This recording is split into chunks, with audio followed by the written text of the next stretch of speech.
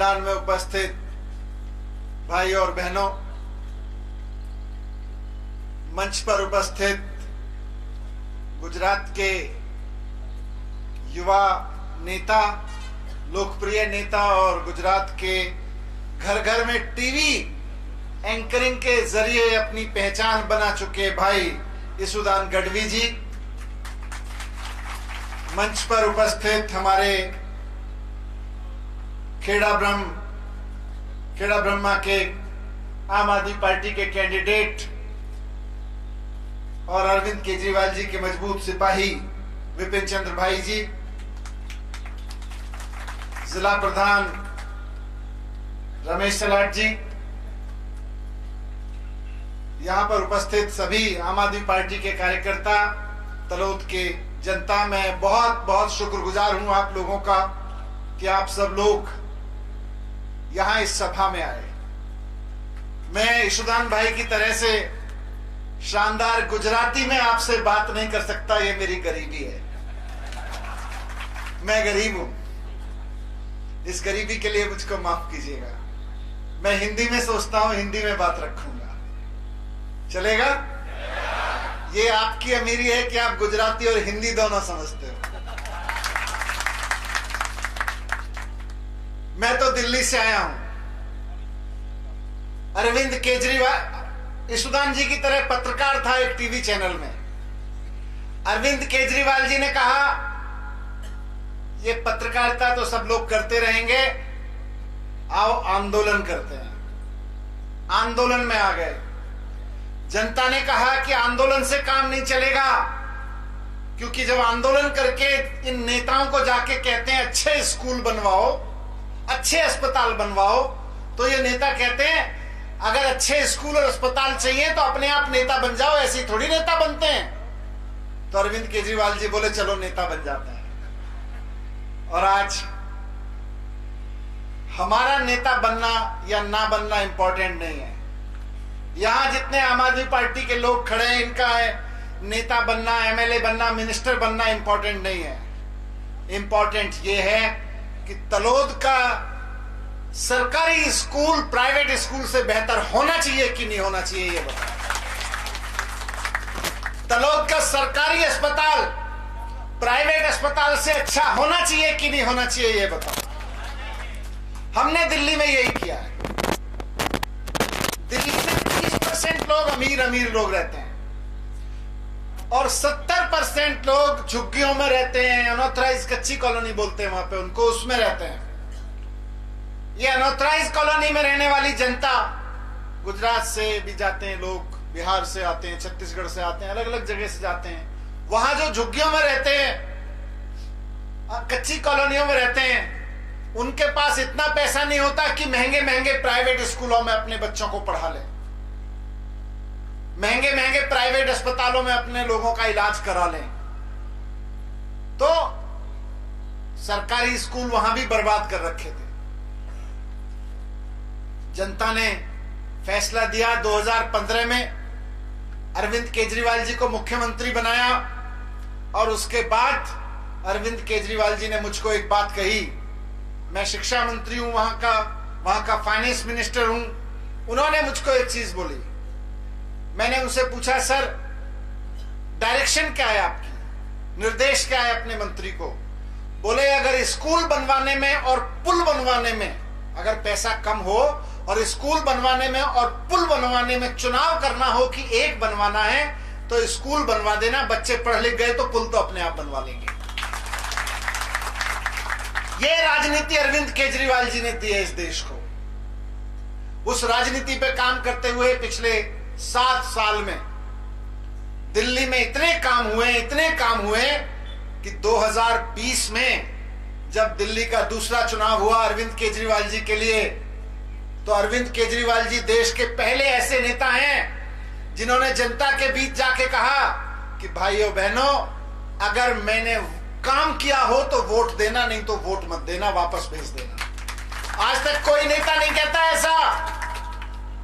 अभी चुनाव आ रहे हैं, यहाँ के मंत्री जी हैं, है ना, यहाँ तो मंत्री जी का घर है पास में ही, अभी वोट मांगने आएंगे थोड़े दिन पहले बाद में।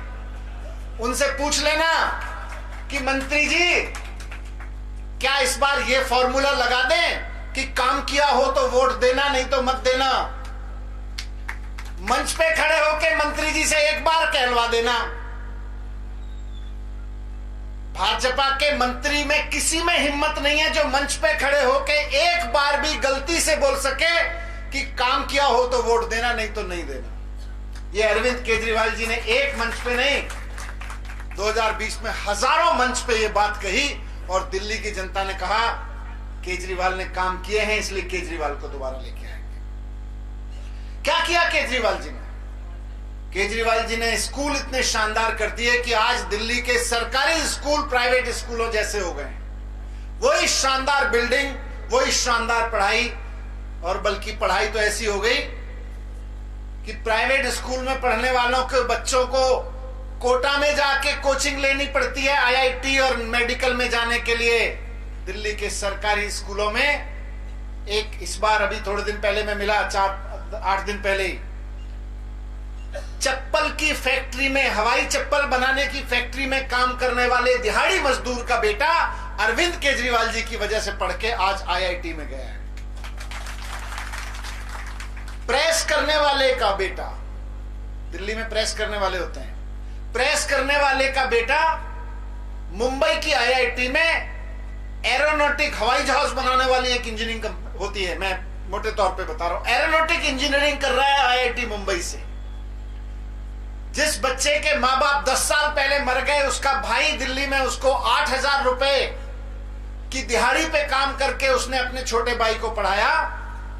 आज वो लड़का एम्स में मेडिकल की पढ़ाई कर रहा है, डॉक्टरी की पढ़ाई कर रहा है। जब डॉक्टर बन के निकलेगा कम से कम 2 से 4 लाख रुपए महीने कमाया करेगा।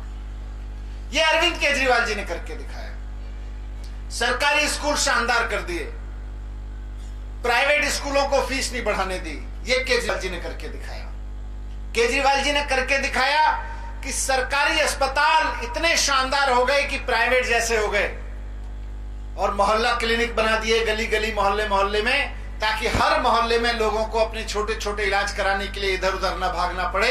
और वहां पे एमबीबीएस डॉक्टर बैठता है, सारी दवाइयां फ्री मिलती हैं, सारे टेस्ट फ्री होते हैं। आज मोहल्ला क्लिनिक दिल्ली में बन गए और पूरी दिल्ली के लोग उसका फायदा उठा रहे हैं, अमीर से अमीर कॉलोनियों में फायदा उठा रहे हैं। ये तो चलो स्कूल अस्पताल की बात हो गई।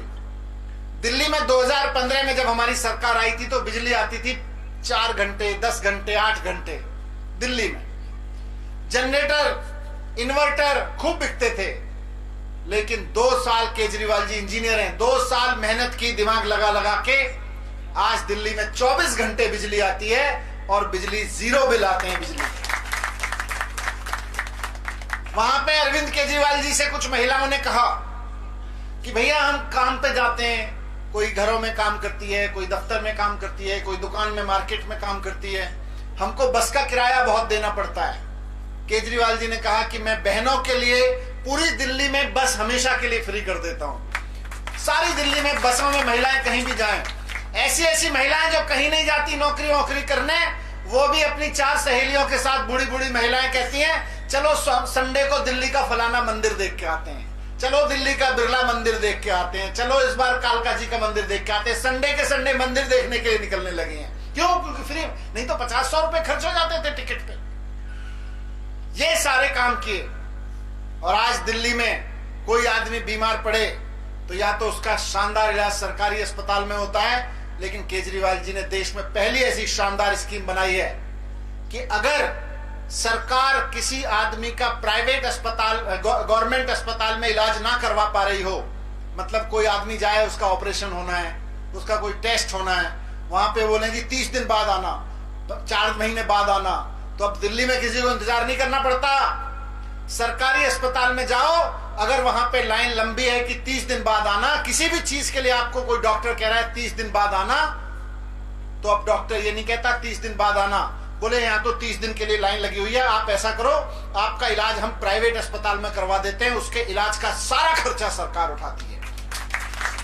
यह केवल दिल्ली में संभव है।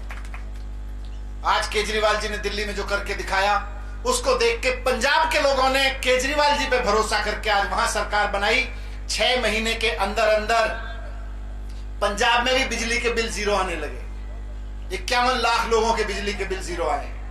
अस्पताल मोहल्ला क्लिनिक बन गए। शानदार काम होने लगा पंजाब में भी। और इन पंजाब और दिल्ली के काम को देख के गुजरात में भी बदलाव की आहट आ रही है। अब तो बस परिवर्तन चाहिए।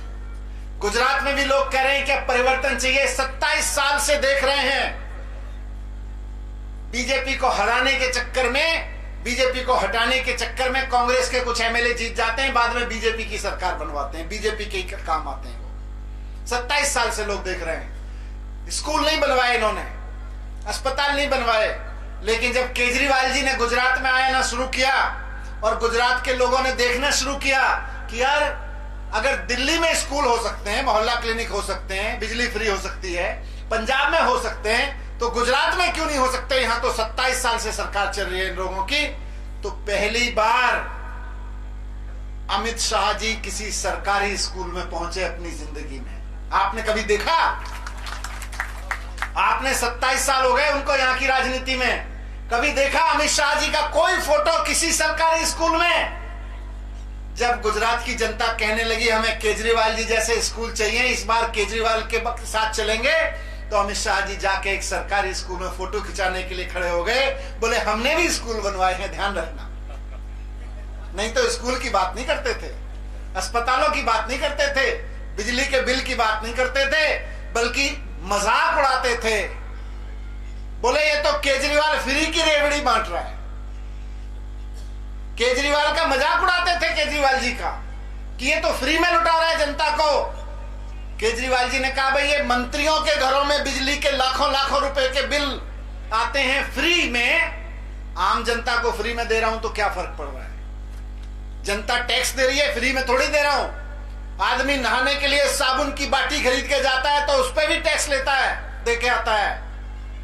घर में चाय बनाने के लिए चाय की पत्ती, नमक और दूध खरीद के लाता है, उस पर भी टैक्स दे के आता है। ऐसा नहीं है कि फ्री में मांग रहा है आम आदमी। ये देता किस लिए? नमक पे टैक्स है, दूध पे टैक्स है, दही पे टैक्स है, साबुन पे टैक्स है, नहाने से लेके रात को बिजली का स्विच चलाते हो उस पे टैक्स है, बिजली रात को बंद करके सो जाते हो बिजली का बल्ब, लेकिन पंखा चलता रहता है तो टैक्स चलता रहता है सरकार को। ये मत सोचना कभी कि हम सरकार को टैक्स नहीं देते हैं। यहां बैठा एक एक आदमी, गरीब से गरीब आदमी भी सरकार को टैक्स दे रहा है, और इसके बदले में अगर सरकार से कह रहा है कि मेरे बच्चों को सरकारी स्कूल अच्छे दो, तो भीख नहीं मांग रहा है, अपना हक मांग रहा है। यहां बैठा गरीब से गरीब आदमी टैक्स दे रहा है, और उसके बदले में अगर सरकार से कह रहा है कि मुझे अच्छे अस्पताल दो, तो एहसान नहीं कर रहा है, कर रही है सरकार। हक है उसका, इसीलिए टैक्स दे रहे हैं। ये कहने लगे फ्री की रेवड़ी, फ्री की रेवड़ी, बोले सरकार को लुटा देंगे। देखो दिल्ली का मॉडल, देखो दिल्ली में आज क्या हो रहा है। जब मैं सरकार में आया था 2015 में 30,000 करोड़ का बजट होता था दिल्ली सरकार का। ईमानदारी से सरकार चलाई, और ये कहते ना फ्री की रेवड़ी, केजरीवाल जी ने जम के फ्री की रेवड़ियां बांटी, महिलाओं के लिए, बच्चों के लिए, स्कूल पे, अस्पताल पे।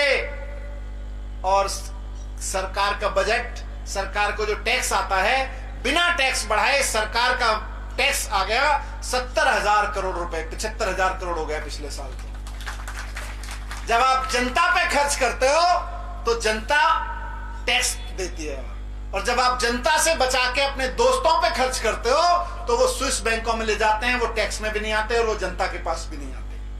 जनता पे पैसा खर्च करो, ये केजरीवाल जी की राजनीति है। दोस्तों पे सरकार का पैसा लुटाओ, ये बीजेपी की राजनीति है।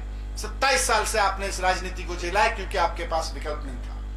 मैं आज आपके बीच में यही कहना आया हूं कि इतना ईमानदार नेतृत्व, इतना कर्मठ आदमी अरविंद केजरीवाल जी जैसा, और उनके साथ यशोदान भाई गढ़वी जैसा आदमी जो राजनीति में कैरियर बनाने नहीं आया बल्कि हमारे और आपके बच्चों के कैरियर बनवाने आया है। इनको यह चिंता नहीं है। मैं अभी इनसे बात कर रहा था, जब बहुत बड़े पत्रकार हैं गुजरात के, आपके घरों में आप सब लोगों ने देखा होगा, आप लोग सोशल मीडिया पे इनके वीडियो भेजते रहे हैं पत्रकारिता के, इतना शानदार एंकरिंग करते थे, इतने शानदार पत्रकार थे। ये यहां इसलिए नहीं आए कि नेता बन जाएंगे, 4 लोग गले में माला डाल देंगे, 2 लोग सल्यूट कर लेंगे, ये इसलिए नहीं आए। ये यहां पे इसलिए आए हैं कि इनके दिल में दर्द है, कि पत्रकार बनके 27 साल से जिन चीजों को उठाते रहे, आज उनको बदलने का वक्त आ गया है। स्कूल अस्पताल ठीक करने का वक्त आ गया है। नौकरियों के लिए जो लोग रोते देखे हैं, इन्होंने पत्रकार बनके इन्होंने लोगों को रोते देखा है। कई साल तैयारी करती है एक लड़की ग्रेजुएशन करने के बाद, एक लड़का ग्रेजुएशन करने के बाद में कई महीने कई साल तैयारी करती है कोचिंग इंस्टीट्यूट में बैठ के, और उसके बाद ये नेता और इनके दलाल मिलके पेपर फूट करवा देते हैं और उसके बाद कहते हैं हम क्या करें। वो गुस्सा इनको नौकरी से निकाल के लाया, वो गुस्सा निकाल के लाया है, उसको ठीक करने के लिए राजनीति में आए। आप भरोसा करें, इन्होंने इतनी सारी चीजें कही, केजरीवाल जी पे भरोसा करें, सुदान गढ़वी जी पे भरोसा करें, और अपने आपके कुछ ना कुछ लोग जानकार रहते होंगे दिल्ली में। मैं कह के जा रहा हूं केजरीवाल जी की तरफ से, ये सारे लोग तो पीछे पड़ गए। अब मैं कह के जा रहा हूं, मेरी बात पे भरोसा मत करना, सुदान भाई की बात पे भरोसा मत करना, ये तो आम आदमी पार्टी के कार्यकर्ता है, इनकी बात पे भरोसा मत करना। अपने किसी रिश्तेदार को दिल्ली में फोन कर लेना और उससे पूछना कि केजरीवाल जी ने काम किया है कि नहीं किया, तब वोट देना। बीजेपी ने क्या काम किया उसके लिए रिश्तेदार से पूछने की जरूरत नहीं है। अपना घर देख लेना, अपने खेत देख लेना, अपने पशु देख लेना, अपने बच्चों को देख लेना, आपको पता चल जाएगा क्या किया है बीजेपी ने आपके लिए।